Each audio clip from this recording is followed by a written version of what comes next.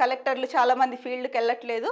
అందరూ వెళ్ళి అక్కడ ఆ పనులు ఎలా జరుగుతున్నాయో సమీక్షించి ముందుకు తీసుకెళ్ళాలి అన్న ఉద్దేశంతో చెప్పారు ఈ మాటలన్నీ కూడా.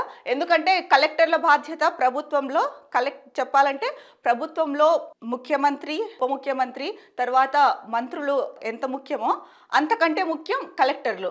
ఎందుకంటే కలెక్టర్లకే ఎక్కువ అవగాహన ఉంటుంది.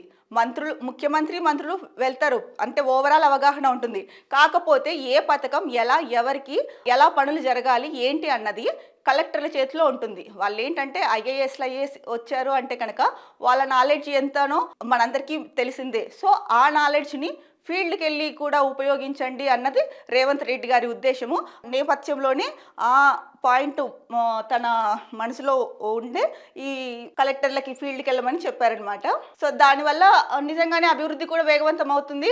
సంక్షేమ పథకాలు అంటే అర్హులకు వెళ్తున్నాయా, అనర్హులకు వెళ్తున్నాయా, లేకపోతే ప్రభుత్వం ఎంత కరెక్ట్గా అందరికీ ఫలాలు అందించాలనుకున్నా కూడా అధికారులు సరిగా వర్క్ చేయకపోతే కనుక వాటి అమలులో జాప్యం జరిగే పరిస్థితి ఏర్పడుతుంది.